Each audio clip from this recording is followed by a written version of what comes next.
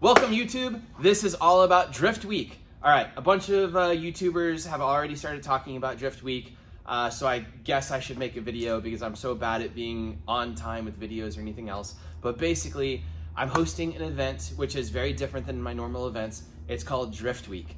And let's start with the backstory a little bit. So about 2 years ago, a bunch of YouTube friends and I and drifters were sitting at a Houston Police Academy event at the hotel, just hanging out, chatting about like something cool we could do. And we're like, we should do a road trip. We should do a road trip where we have to take cars across the country and drive them and do as many tracks as quickly as possible and check off a bunch of bucket list things to go do and go have a bunch of fun. And we're all like, yeah, that's a great idea. And we're like, what should we call it? And we're like, let's call it Drift Week. And you're like, who should be in charge of it? You know, what should we do? How do we get it done? And all these things. And we were kind of trying to do it by committee. That does not work for anything. So about 2 years went by. I did not come up with a better name than Drift Week. I tried, but I came up with like Lone Star Drift Road Trip and like different things like that. But everything got too long, so we just condensed it to Drift Week. It's very derivative of Drag Week, I know, but it was really simple because everybody would understand it. And we're not so much about self-promotion, we're more about getting stuff done. Although I guess YouTube channels are about as much self-promotion as you can do. We got the concept down and everything. About 2 years go by, and I was like, this is never gonna get done if I just don't do it. So I needed to pick a time of the year when people could get it done and not, you know, interfere with other things they had going on, which was winter. I needed to do in the winter, like an area that could be done so it's not all snowy. So I was like, I'll do it from Texas over to California. And then I was like, I need to come up with a concept of like, how do we make it really fun? And I was like, we should invite grassroots guys, we should invite professional drifters, and we should invite YouTubers and like influencers. But we have an amazing driver's list. The driver's list is so cool. They're coming from all over the world. We have Axel from Hyperdrive out of France, Luke Fink out of Australia, Chelsea Denofa out of America, myself, Matt Field, Adam LZ, Taylor Ray's supposed to come, but I'm not sure at the moment.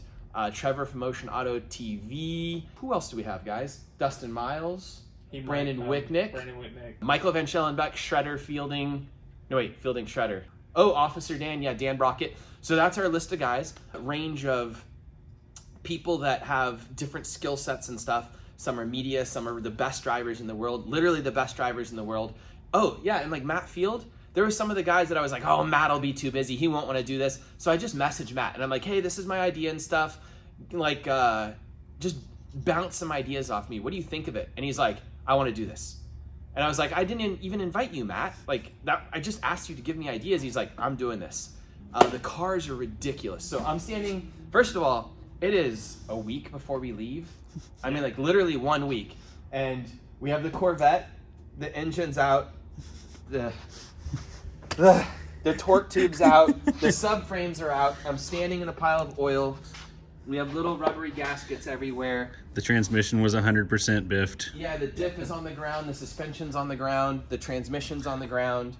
The car, if you look at it, is like covered in dust. We haven't touched it in literally a year. And everything's a disaster. This is what we were gonna take possibly, and we also have an SC300 I'll show you in a minute. So we were trying to get 2 cars ready because as a Hail Mary, we didn't know which one would work, and we thought we were gonna have way more time to do this. Mark Williams is taking care of all that stuff. Thank God. True's helping tune, Shannon's here. Like, we're trying to get stuff done, but it's really difficult and so time consuming and money intensive and stuff. So that's what we're doing. We're probably gonna end up taking an SC300 with a 1JZ and a new R154 in it, because that's kind of my Ebisu car, and I wanted something super reliable. So it's down to this or this, and this is, and a lot more pieces. Trevor is doing a 2015 Mustang that was an EcoBoost automatic 4-cylinder turbo Mustang. He pulled the drivetrain out. He put a 2JZ in it with I think a GTX like Garrett 3582 turbo. He has I think a CD09 in it. It's gonna probably be running off of his standalone and stuff, but like his thing used to be stock ECUs and everything. But he got that whole thing working with the CAN bus, so the thing works with push button start. The stock like cluster works. Can you imagine doing that in a car? Does that sound really hard? That's crazy. Yeah, like that car is mental, and it's nowhere near done. It's all on the ground. Explain how he actually got it to start though. The cheat. Oh, he cheated by taking, I can't really show you right here.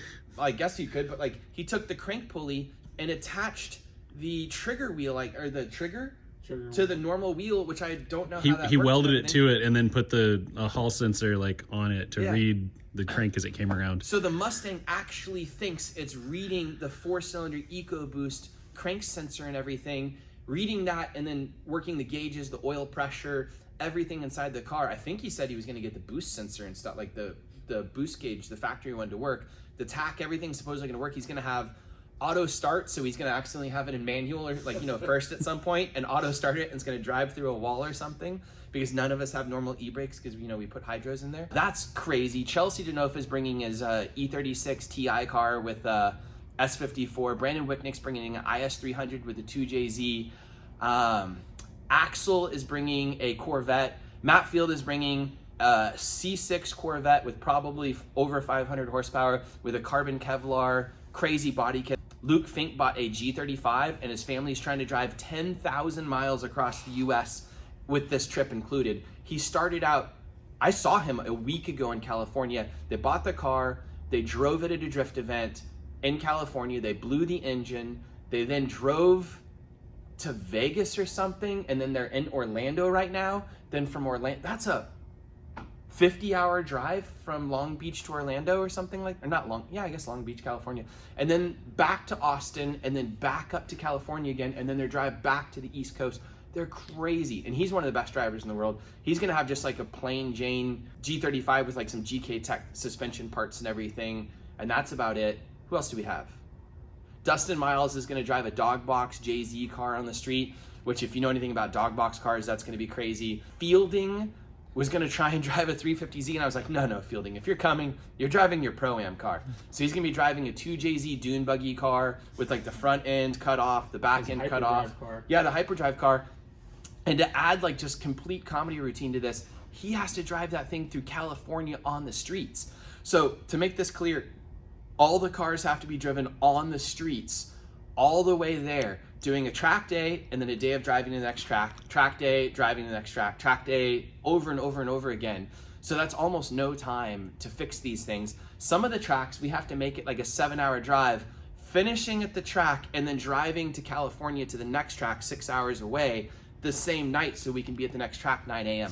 I only did that once because, I screwed up scheduling and everything.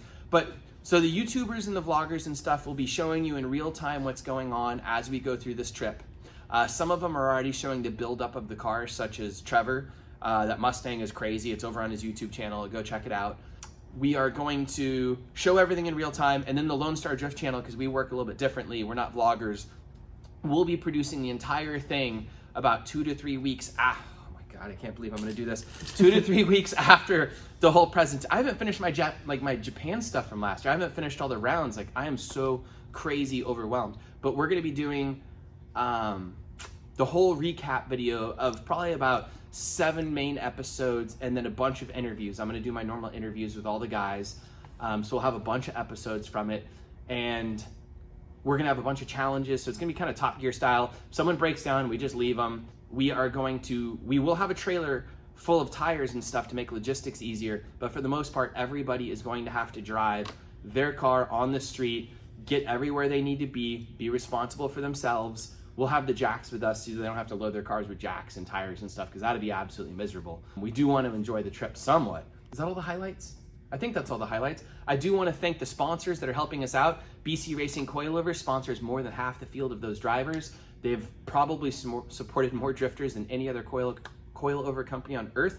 We're so lucky to have those guys on board. They make this stuff possible. Inky Wheels and What Monsters Do, they make everything possible for us too. Couldn't have our Japan content without them. Couldn't have this without them. Without companies like that supporting us, I don't know what we would do. We certainly wouldn't have this YouTube channel in the same way. So thank you so much to those guys. Thank you to What Monsters Do.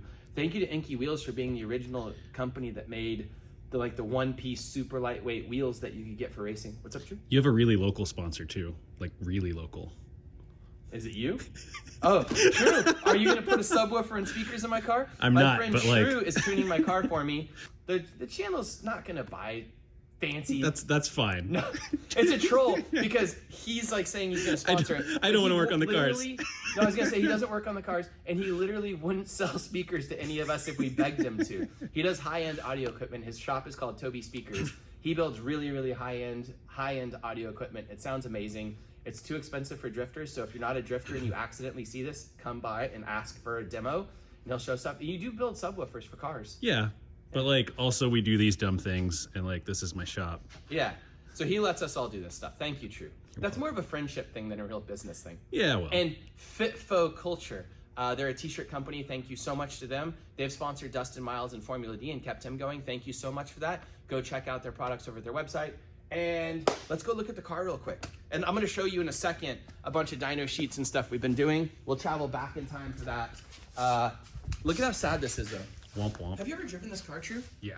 And Mark, Race Academy. How good is this car? It's amazing. Yeah, that Corvette is ridiculous. It's like an S16 or S17. Here, hand this to me. I'll show you this to you. These, everybody always laughs at my inky piles. I have a bunch of inky piles like this. And these are my favorite wheels ever. This is the SC300 Mark has been building for us. This is the car we're probably gonna end up taking. We were planning on taking this because it's incredibly comfortable. It's JZ, so it's gonna be incredibly reliable, we hope. Except the turbos are already smoking. It's missing the side skirts right now, but we tried to make it as durable as possible by putting a KB body kit on it. So it's urethane, it's gonna get a wrap. It's JZ, it has a big radiator, it has an intercooler, lots of space there, so it should keep cool. We haven't put the side skirts yet. We haven't like finished the rear fitment and everything. We put some, these seats are gonna, oh, Mark, light me up. Here, I'll grab it. These seats, we did leather to try and like keep the SC300 luxury vibe. So it's a leather bucket seat from them, NRG. They kind of hooked it up with a bunch of interior stuff. The hilarious things about this car, this is a tan interior car and Mark spray painted this thing and it turned out amazing from at least 6 inches away. Like it looks pretty good close, doesn't it? It looks okay. It turned out way better than you would think. He still has the door panels out and stuff, but the windows work. He put a radio in it. Has a brand new R154 that shifts. It feels so good. It shifts so good. I was just like, what's wrong with this car? It drives amazing. We need to fix the rear wheel fitment because we wide bodied it. So we're gonna fill that up. Let's see here. So exciting to have a new car. It's making, There's the completely unnecessary power numbers we can't turn down right now. yeah, so it's making a bar of boost and it just naturally makes that much, which is a lot of power. Hopefully the turbos don't blow up, but we're about to, we'll just go eat. It's like midnight right now. Nope. It's like 1:30. Oh, jeez. So we were gonna drive the car to go get a snack, but now we're like, we could just go get the snack without taking the car out of the shop, which is probably way more. I'm gonna play with timing a little bit more and call it done, but it's close. Yeah. So I'm super excited to bring Drift Week to you guys. This video is just like, we're not doing anything in this video so much as just like getting the cars running and working on them and everything. But I can't do this without my friends. I can't do it without all the friends coming. I can't do it without the friends helping. It's an amazing experience doing all this stuff.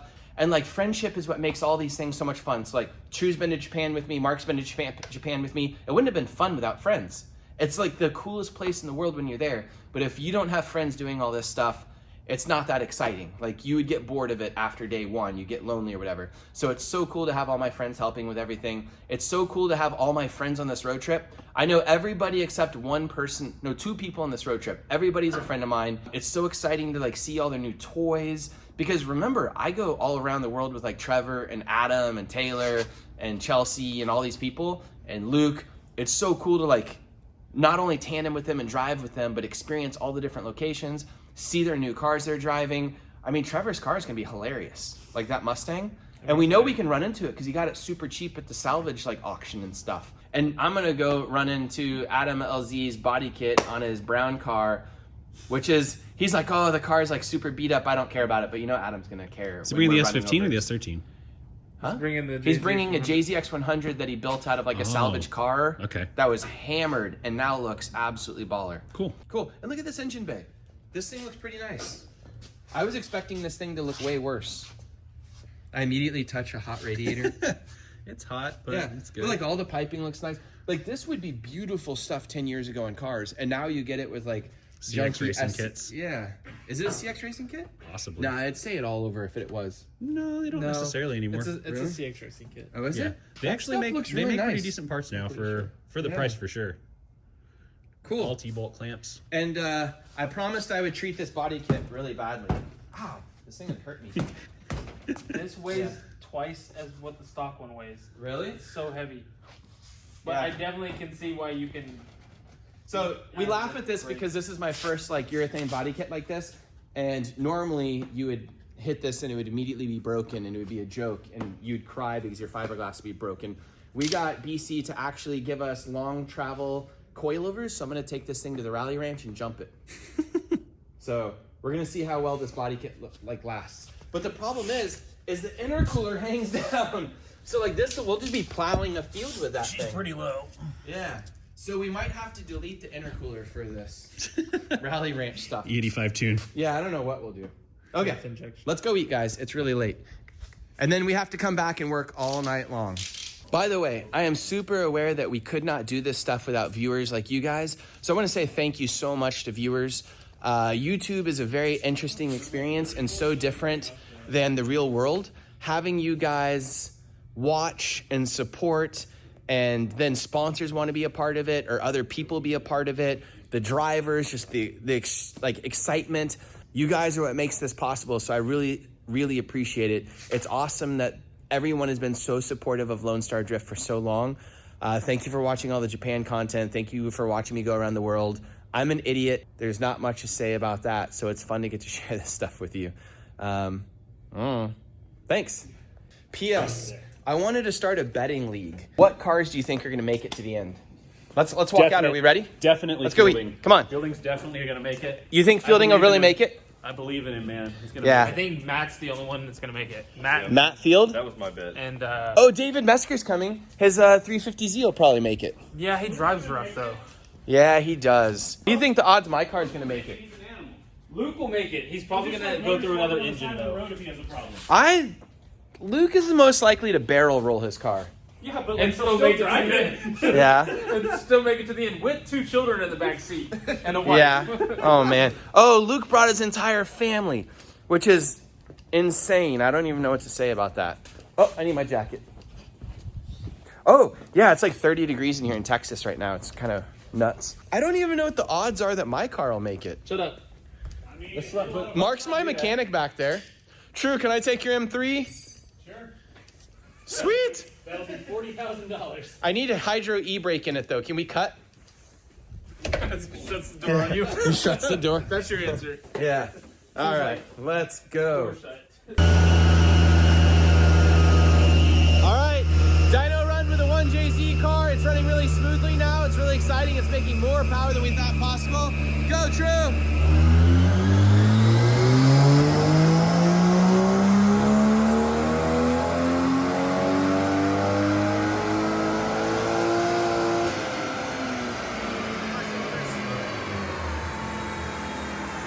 Is it gonna smoke?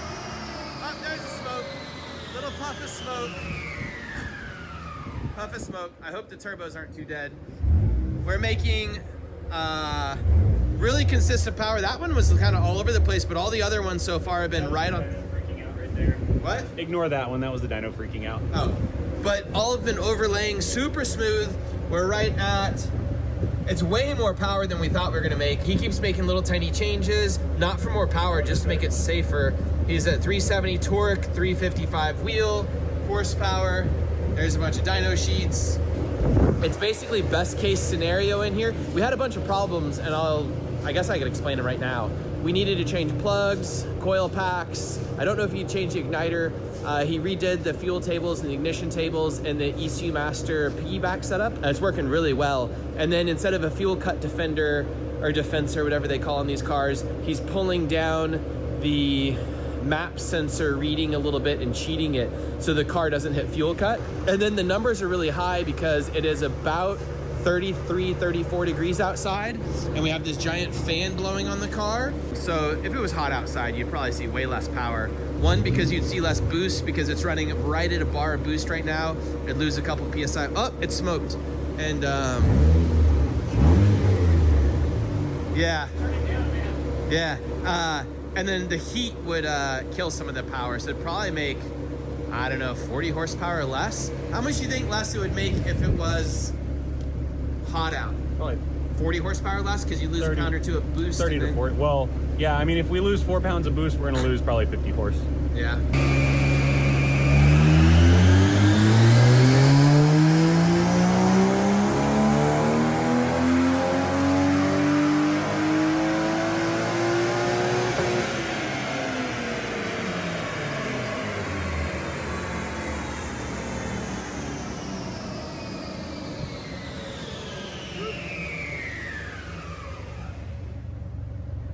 He has to overlay the run by clicking stuff over there. He's running it from a little tiny tablet, which is cool. There you go. Jesus, it picked up more top end power. Oh, just quit making more power, I'm not True. trying to. You want me to run it rich? So well, it's not. It's making the same boost regardless. So I'm Yeah. not getting the fueling right. It's fine. Are you done yet? No. Oh man. Look at how cool this little keyboard is. So that little tiny keyboard controls the dyno and has a little trackpad and stuff on it. And then he has a laptop in there. And look at this, 90,000 miles on the odometer. It's so cherry. We need to do spacers and stuff in the back. Side skirts aren't on there yet. This car is under construction right now. I'll show more of this car later. It's kind of hilarious. Mark built it out of a car that was a very cheap car that we bought for $4,000 with a JZ running in a W58 and suspension and stuff on there that was all worn out. And then we put a brand new R154 in it, a spec clutch and flywheel setup, BC Racing coilovers. We're doing a KBD body kit on it. And what else are we doing on that thing, Mark? Battle version arms and subframe bushings and stuff. NRG seats and steering wheel. Not all those parts are sponsored, but some of them were. I'm just explaining what we did to the car. And other than that, it's basically stock. And what was the coolest thing you did to it, Mark? He spray painted the interior. No, it looks really good though. I was skeptical. And Mark right now is working on the Corvette, getting that ready. How's it going, Mark? Really fast progress? Yeah. Well, Yeah. for some reason, this pan's an LS3 pan, not a LS2 pan. So does it So work? the filter that I bought is wrong. Oh. Weird. Oh. That thing sounds rad back there. Sounds scary. It squats hard. Yeah? Do you like turbo cars now? Mark always hated turbo cars. I hate working on them. Yeah. Sounds cool though.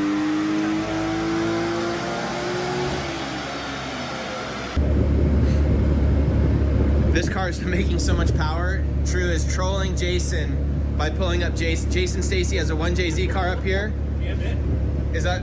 Oh, it's not overlaid yet, is it? That is overlaid, yeah. Oh, so he's the blue one? He's making torque more down here. Hold on, let me do by run so So- it's less confusing. So Jason Stacy has a VVTi 1JZ and mine's a non-VVTi. His is an S13. They're both stock turbos, stock injectors, like all that stuff with basic bolt-ons, but stock turbos, stock injectors. He has an aftermarket ECU Master ECU. I have the stock ECU with just a piggyback. He, because the VVTi and the single turbo is spooling a little bit earlier, mine spools, what is that? About 400 RPM later. Actually, more than that, maybe like 500-600 RPM later. By 500, sorry, 2500, you're full speed by 3000. This blue line is his torque, The low blue line. and then that one is my torque, and then my horsepower and his. So they're actually very similar, more similar than I would think for the different 1JZs. Overall, the shape is super similar. They're both a 2.5 liter, both have 370cc injectors, but one has twins and one has a single turbo. Just kind of cool. Suck it, Jason. His car though, I drove it the other day. It is really responsive down low. Like his car makes boost at like what, 2,500 RPM?